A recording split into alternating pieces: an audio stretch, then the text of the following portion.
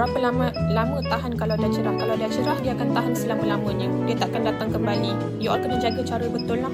Sebab tu dekat sini konsultan dia akan suggest cara yang terbaik selepas habis package. Apa yang perlu dibuat di rumah?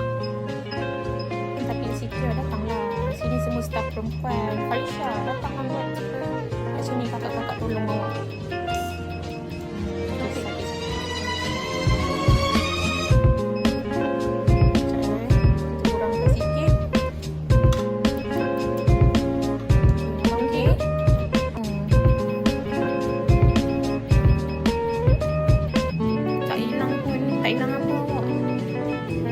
Magician datang je bulu kejap terus kita hilangkan ting kan.